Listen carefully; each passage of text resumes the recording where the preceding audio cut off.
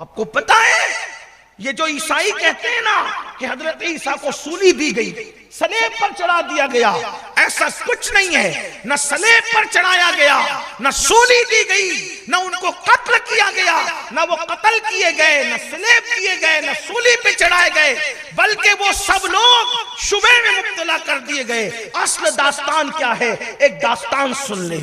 जब हजरत ईसा अलैहिस्सलाम को यहूदी ढूंढने लगे, यहूदी दुश्मन ईसा अलैहिस्सलाम को ढूंढने लगे, तो कहीं से उनका सुराग न मिला।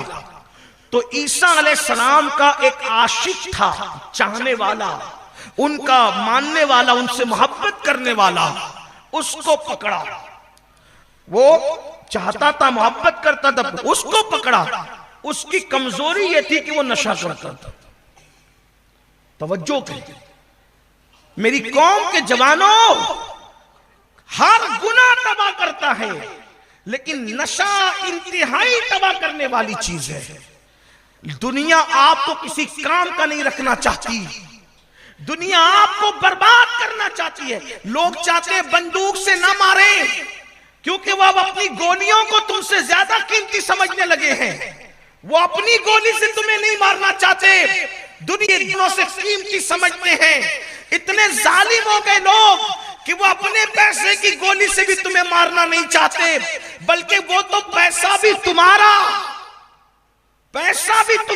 जान भी तुम्हारी और तबाही भी तुम्हारी, तुम्हें नशे में मुब्तला कर रहे हैं। फिल्मों के जरिए से, सीरियलों के जरिए से, मैगजीन्स के जरिए से, यूट्यूब के जरिए से। फिर देखना कम से कम 60% इंशाअल्लाह हमारा मुल्क नशे से पाक हो जाएगा। होगा ये, लेकिन सियासत करनी है और क्या है, बाकी और कोई बात नहीं है। वरना साहिब इक़्तिदार चाहे तो मौलवियों को, मुकर्रिरों को, स्पीकरों को इतना चिल्लाने की जरूरत ही नहीं पड़ेगी। वो मना कर दे, पाबंदी लगा दे। या फिर मैं तो अपनी महाराष्ट्र की हुकूमत से कहता हूं, जैसे गुजरात वालों ने पाबंदी लगा रखी है, बिहार वालों ने पाबंदी लगा रखी है, महाराष्ट्र में भी पाबंदी लगा दी जाए। कम से कम पाबंदी लगेगी तो कुछ तो कंट्रोल होगा। लेकिन अल्लाह रहम करम फरमाए।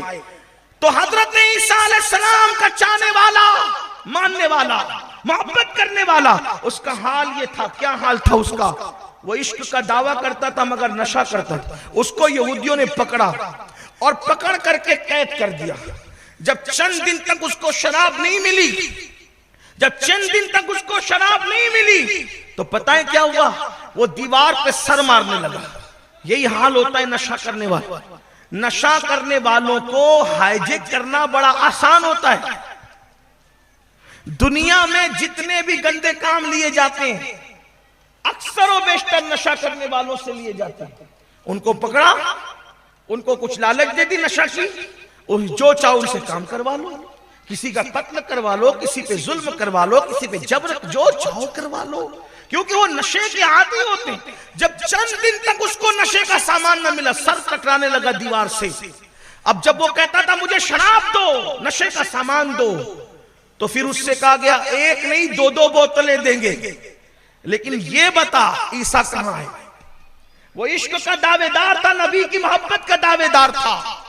जब उसने कहा, सोचा कि मुझे नशे के लिए 2 बोतलें मिल रही है, एक नहीं 2 बोतलें दिखाई गई, और कहा कि बता ईसा कहां है? उसने 2 बोतलों पर अपने नबी की जान का सौदा करने की नापाक कोशिश की, और फिर सिर्फ शराब की 2 बोतलों की लालच में अपने पैगंबर का पता बता दिया। यहूदियों ने कहा तू झूठ भी बोल सकता है, तुझे वहां तक ले चलना होगा वो जहां है, हम जाएंगे तो नहीं होगा।